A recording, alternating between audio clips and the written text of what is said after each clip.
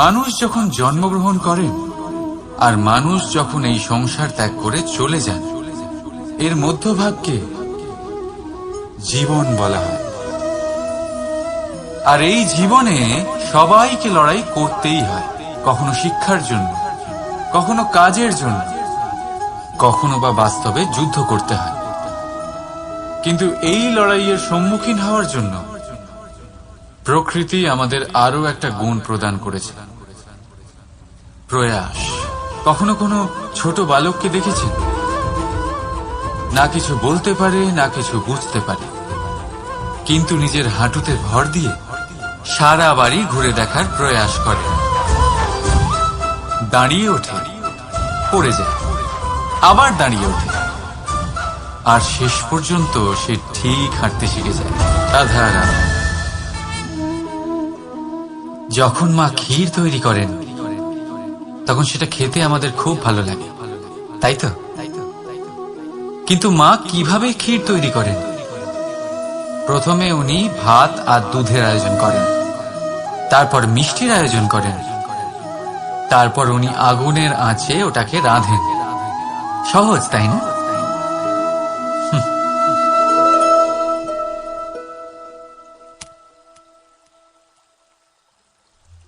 অতটাও সহজ নয়।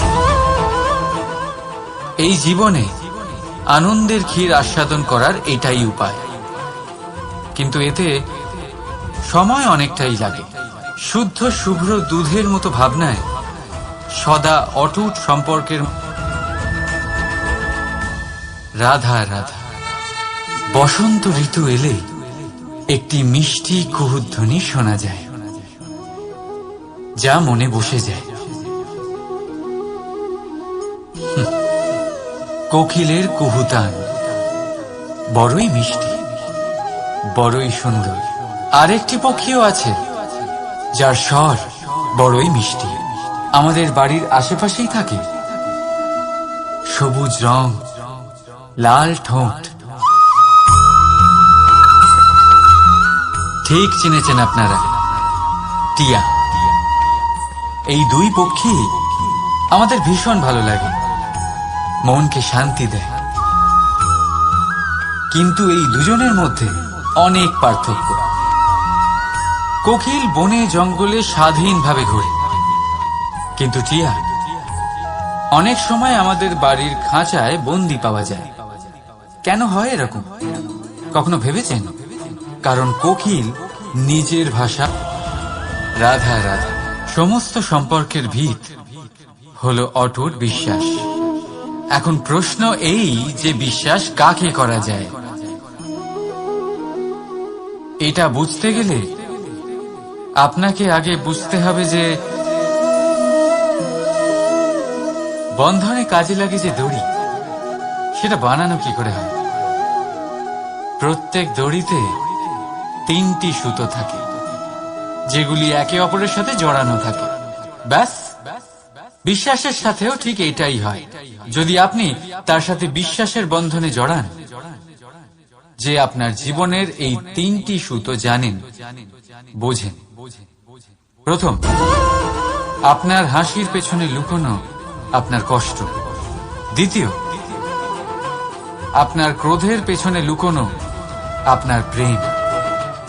আর তৃতীয়, আপনার মৌনতার আড়ালে লুকোনো আপনার শব্দের আগ্নেয়গিরি, আপনার অসহায়তা।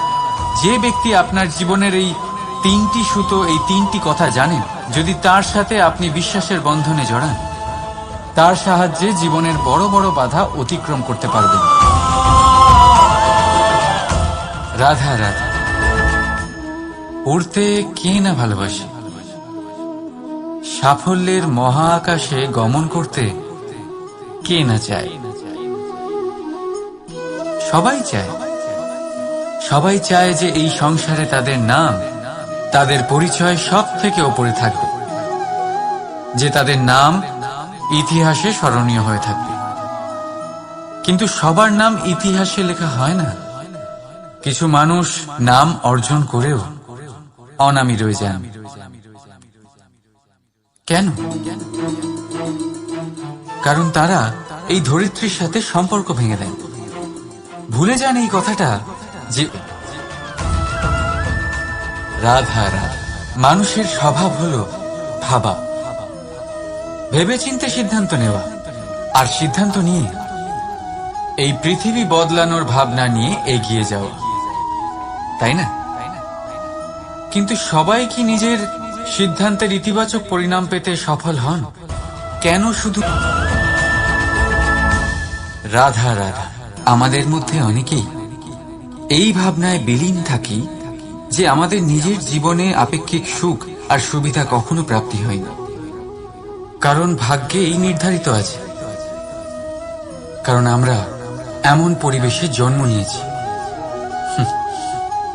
কিন্তু আপনার জন্ম কি আপনার নিয়তি নির্ধারণ করে? কিছুটা হলেও করে। যেমন বৃষ্টির ফোঁটা যখন মেঘ থেকে জন্ম নেয়, তখন তার প্রারম্ভিক কাজ ধরাতলে পড়া, কিন্তু সে ধরাতলে কোথায় পড়ছে সেটা নিশ্চিত করবে রাধা রাধা। যত্র নারীস্ত পূজ্যতে রমন্তে তত্র দেবতা। অর্থাৎ যেখানে নারীকে পুজো করা হয় সেখানে দেবতা বিরাজ করেন। আমরা এসব মানি, কিন্তু পালন কতটা করি? এবার আপনারা বলবেন, আমরা মেয়েদের সবার সামনে সম্মান করি, তার জন্মদিনে অথবা বিবাহ বার্ষিকীতে তাদের উপহার দিই, ইত্যাদি ইত্যাদি, কিন্তু এটা কি যথেষ্ট? এবার ভাবুন, একজন নারী নিজের স্বামীর জন্য, নিজের পিতার জন্য, নিজের পুত্রের জন্য, নিজের ভাইয়ের জন্য কি না করেন, আর আমরা তাকে কি শুধুমাত্র একটা উপহার দিয়ে সন্তুষ্ট করতে পারি? নারীদের স্বর্ণ অলংকারের কোনো প্রয়োজন নেই, দামি বস্ত্রেরও প্রয়োজন নেই, তার চাই আপনার থেকে সম্মান, সকলের সামনেও এবং একান্তেও। তার চাই আপনার সময়, আপনার স্নেহস্পর্শ, আর একটু চেষ্টা যাতে আপনি তাকে বোঝাতে পারেন যে হ্যাঁ, আপনার জীবনে ওনার স্থান আছে, সমান অংশ আছে। তখনই আপনি বলতে পারবেন, যত্র নারীস্ত পূজ্যতে রমন্তে তত্র দেবতা। রাধা রাধা। অনেক সময় আপনি আপনার মাতা পিতা, আপনার হিতৈষী বা আপনার শুভাকাঙ্ক্ষীর মুখে এটা শুনে থাকবেন যে ওর ওপর কুনজর পড়েছে, ওর কুনজর শোধন করো, এইটা করো না, না হলে কুনজর পড়বে, এরম সাজসজ্জা করো না, ওটা পড়ো না, পড়লে কুনজর পড়ে যাবে। আর কেউ কেউ এই কুদৃষ্টি দূরীকরণের উপাচারও করে। লঙ্কা পুড়িয়ে ধোঁয়া দেন, প্রদীপের আগুনে কুদৃষ্টি দূর করেন, কালো টিকা লাগান, আরো কত কিছু করেন। ঠিক আছে, কিন্তু আমি কুনজর মানি না। আমি মনে করি যদি মন পবিত্র হয় তাহলে কোনো কুনজর আপনার কোনো রকম ক্ষতি করতে পারবে না। ঝড় এলেও শুধুমাত্র সেই বাড়ি ধুলোয় ধূসরিত হয় যার জানলার আবরণ দুর্বল। ঘূর্ণিঝড়ও কেবল সেই দেওয়ালই ভাঙতে পারে যার ভিত অত্যন্ত দুর্বল। আর আপনার ব্যক্তিত্বের ভিত হল আপনার চিন্তাধারা, আপনার দর্শন। একই পরিস্থিতি, একই প্রেম ভরে বলুন রাধা রাধা। আপনার জীবনেও কি সমস্যা রয়েছে? অবশ্যই থাকবে। প্রত্যেকের জীবনেই সমস্যা থাকে। প্রত্যেক মানুষ জিজ্ঞাসাও করেন যে এই সমস্যা আসলে কি আর কেন আসে জীবনে। আপনাকে একটা কথা বলে দিই যে সমস্যা আসলে সেটা নয় যা আপনার পথে বাধা সৃষ্টি করে, বরং সমস্যা হলো সেটাই যেটা আপনি তখন দেখতে পান যখন আপনার একাগ্রতা আপনার পথ থেকে, আপনার লক্ষ্য থেকে সরে যেতে থাকে। আর এই সমস্যাগুলি দূর করার জন্য, এর সমাধান করার জন্য একটাই পথ আছে, নিজের সমস্ত ভাবনা আরো একবার একাগ্র করুন নিজের পথের দিকে, নিজের লক্ষ্যের দিকে। আপনার সমস্ত ভাবনা যদি কেন্দ্রীভূত হয় নিজের লক্ষ্যে, তাহলে এই সমস্যা দূরে থাকবে। যদি এরকম না হয়, যদি আপনার মন একটু অন্যদিকে চলে যায়, তাহলে এই সমস্ত সমস্যা আবার সামনে চলে আসে আর বাড়তেও থাকে। দেখুন, যেখানে আপনার লক্ষ্য রয়েছে, বান যদি সেখানেই চালাতে হয়, তাহলে দৃষ্টি তো সেদিকেই রাখতে হবে। তবেই তো আপনি সেই লক্ষ্য ভেদ করতে পারবেন। সেই জন্য মনে রাখবেন, সর্বদা লক্ষ্য রাখবেন নিজের পথে, সেই পথেই সামনে এগোতে থাকুন নিজের লক্ষ্যের দিকে। আপনি যত সামনে এগোতে থাকবেন, এই সমস্যা তত পিছিয়ে যাবে। তাহলে আসুন, আমার সাথে ভালোবেসে বলুন, রাধা রাধা। এই পাখিরা সত্যি খুব সুন্দর, আমার খুব ভালো লাগে। আপনি নিশ্চয়ই শুনে থাকবেন যে কিছু পাখির কাছে ডানা অবশ্যই থাকে, কিন্তু উড়তে পারে না। তারা চায় উঁচু আকাশে উড়ে বেড়াতে এবং মেঘেদের সাথে কথা বলতে, করতেই পারে না। এবার এই সংসারেও পাওয়া যায় ঘুড়িও। এদের মধ্যে না জীবন আছে, না প্রাণ আছে, আর না আছে ডানা, কিন্তু এরা আকাশের সাথে কথা বলে, হাওয়ার বেগের সাথে কথা বলে, আনন্দ করে, উৎফুল্ল হয়ে ওঠে। আকাশে জীবনের কিছু মুহূর্ত কাটায়। তার কারণ কি হতে পারে? কারণ হলো সুতো। এই সুতো যদি সঠিক হাতে থাকে, তাহলে এই কাগজের তৈরি ঘুড়িও আকাশের উচ্চতায় উড়ে বেড়াতে পারে। এবার এই সুতো আসলে কি? এই সুতো হলো আসলে ভালোবাসা। এই সুতো হলো আসলে বিশ্বাসের। আর এটা আপনি দিয়ে থাকেন তাদের হাতে যাদের আপনি বিশ্বাস করেন, যাদের আপনি নিজের সর্বস্ব দিয়ে দেন।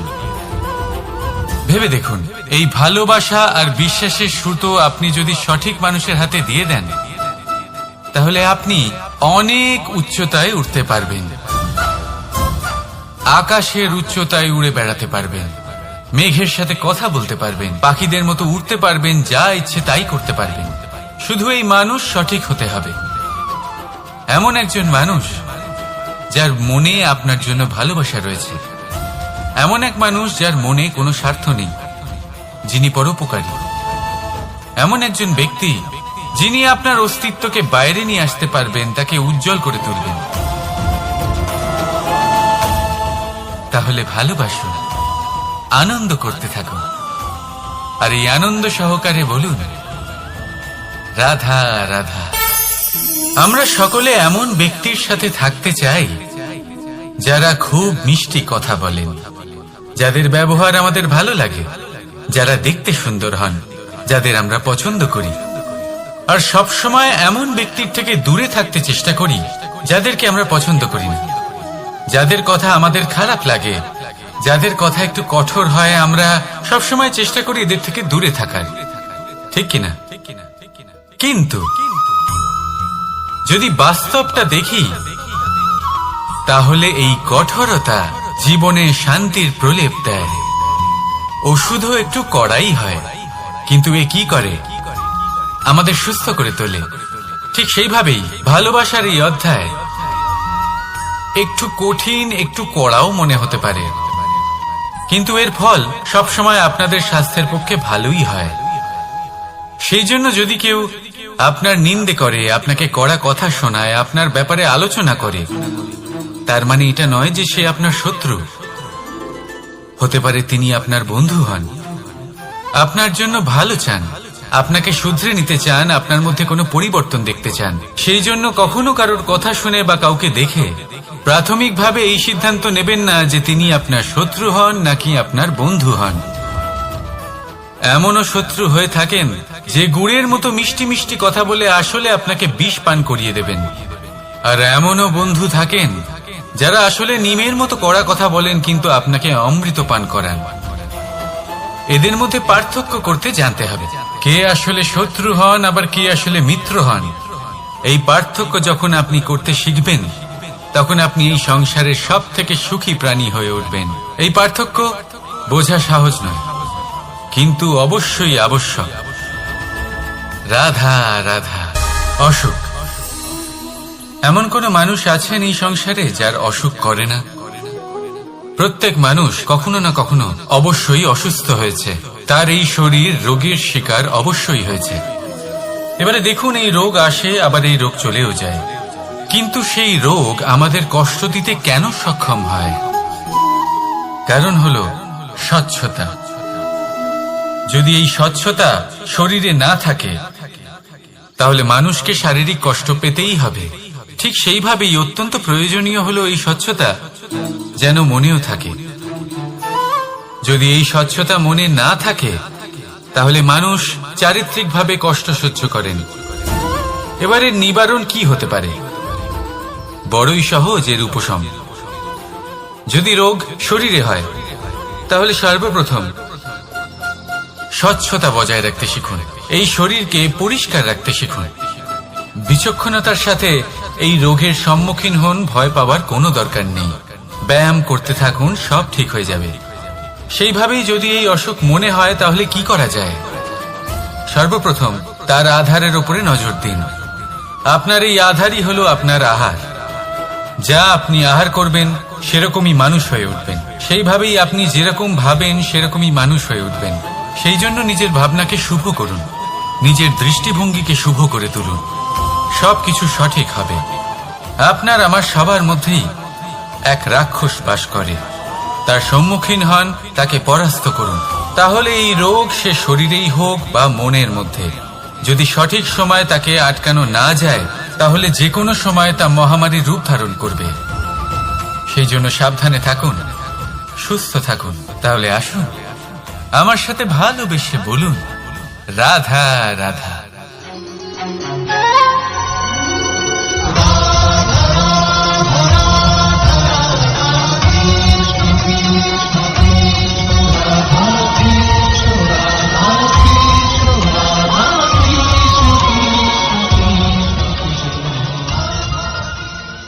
ধন, সম্পদ, ঐশ্বর্য, মানুষ হয় নিজের সৌভাগ্যের দ্বারা এগুলো লাভ করে থাকেন বা কর্মের দ্বারা।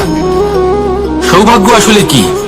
গ্রহের দশা, যা প্রত্যেক মুহূর্তে বদলাতে থাকে।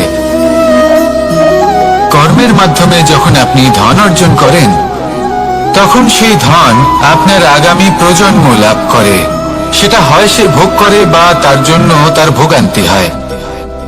আর এটা নির্ভর করছে আপনার কর্মের ওপরে। কি কর্ম করেছেন আপনি সেই ধনকে লাভ করার জন্য?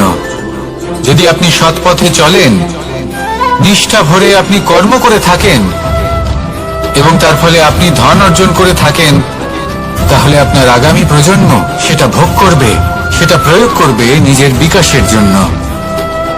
কিন্তু যদি আপনি কুকর্ম করে থাকেন, কোন রকম ছলনা করে থাকেন এই ধন লাভ করার জন্য, তাহলে 100% আপনার আগামী প্রজন্মকে এর জন্য ভুগতেই হবে। তাহলে আপনি কি চাইবেন? যে আপনার আগামী প্রজন্ম সুখ ভোগ করবে, নাকি আপনার কুকর্মের পরিণাম ভোগ করবে? নির্বাচন আপনারই। আসুন আমার সাথে ভালোবেসে বলুন, রাধা রাধা। কর্ণ, সূর্যপুত্র কর্ণ, স্বয়ং সূর্যের পুত্র, দেবী কুন্তীর প্রথম পুত্র। সেই কর্ণ যার একটি বাণ আমার রথকে, সেই রথ যার উপর মহাবলী অর্জুন বিরাজমান ছিলেন, যার পতাকায় স্বয়ং হনুমান ছিলেন, সেই রথকে তার একটি বাণ ধসিয়ে দিতে পেরেছিল। দৈব কবচ কুণ্ডলধারী কর্ণ, সেই কর্ণ যুদ্ধক্ষেত্রে নিজের সমাপ্তির সম্মুখীন হলেন। কারণ কি ছিল? নির্বাচন। দুর্যোধনের সাথে বন্ধুত্ব রাখার জন্য, তার অনুচিত কর্মে কোনোদিন কোনো প্রতিবাদ করেননি, তাকে সঙ্গ দিয়েছেন এই নির্বাচন। যখন দ্রৌপদীর বস্ত্রহরণ হচ্ছিল, তখন তাকে বাধা দেওয়ার বদলে নীরব থাকার নির্বাচন, তার বিরোধিতা কখনো না করার নির্বাচন। এই নির্বাচনই কারণ হয়ে দাঁড়ালো কর্ণের পতনে। এই সংসারে সবার উপকার আপনি স্বীকার করতে পারেন, তাকে সম্মানও করতে পারেন, কিন্তু তার সামনে এতটাও নত হবেন না যে নিজের অন্তর্মনের কথাটা আপনি শুনতে না পান। নির্বাচন যদি ধর্মসঙ্গত হয়, তবেই তা শুভ হয়। আসুন আমার সাথে ভালোবেসে বলুন, রাধা রাধা। ভীষ্ম একটা মহান নাম, দেবী গঙ্গার সুপুত্র। স্বয়ং বৃহস্পতি এবং পরশুরাম ছিলেন ওনার শিক্ষাগুরু। অত্যন্ত মহান যোদ্ধা ছিলেন, কিন্তু এই মহান যোদ্ধা ইনি ইতিহাসে আজ পর্যন্ত সেই সম্মান পেলেন না যার উনি যোগ্য ছিলেন। কারণ নির্বাচন। রাজ সিংহাসনের সেবা করার প্রতিজ্ঞা নিয়েছিলেন উনি।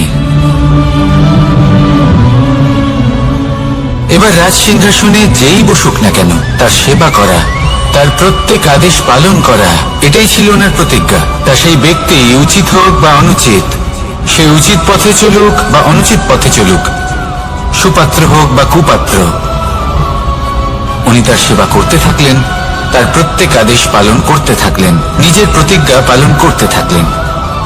ধৃতরাষ্ট্র নেত্রহীন অবশ্যই ছিলেন, কিন্তু এতটাও নেত্রহীন ছিলেন না যে উনি প্রজাদের চোখের জল, ধর্ম অধর্ম দেখতে পাবেন না। উনি সব বুঝতে পারতেন। আর এদিকে ভীষ্ম নিজে প্রতিজ্ঞাবদ্ধ হয়েছিলেন। দুর্যোধন অনুচিত পথে চালিত হচ্ছিল, তাও উনি তাকে সঙ্গ দিতে থাকলেন। আর পরিণামস্বরূপ আজ পর্যন্ত ইতিহাসে উনি সেই স্থান পেলেন না, সেই সম্মান পেলেন না যার যোগ্য উনি ছিলেন। যদি আপনি কোনো প্রতিজ্ঞা করে থাকেন, তা সে যতই কোনো উচিত কারণের জন্য হোক না কেন, যদি আস্তে আস্তে সময়ের সাথে সেই প্রতিজ্ঞা আপনাকে অনুচিত পথে চালিত করে অধর্মের পথে নিয়ে যায়, পাপের পথে নিয়ে যায়, তাহলে সেই প্রতিজ্ঞা ভঙ্গ করা অত্যন্ত আবশ্যক। সময় অনুসারে নিজেকে বদলানো আবশ্যক। নয়তো এই প্রতিজ্ঞা আপনাকে দিয়ে পাপ কর্ম করাবে, কুকর্ম করাবে, আর আপনার বিনাশের কারণ হবে। আসুন আমার সাথে ভালোবেসে বলুন, রাধা রাধা। অশ্বত্থামার মৃত্যু হল। কেউ জানে না সে মানুষ নাকি হাতি। এই বাক্য কে বলেছিলেন? সাক্ষাৎ ধর্মরাজ যুধিষ্ঠির। সেই যুধিষ্ঠির যিনি নিজের জীবনে কখনো মিথ্যে বলেননি, কিন্তু উনি এমন কিছু নির্বাচন করেছিলেন যার জন্য চিরকাল শুধুই মহারাজ যুধিষ্ঠির হয়ে থেকে গেলেন। কখনো অভিমন্যুর সমান হতে পারলেন না।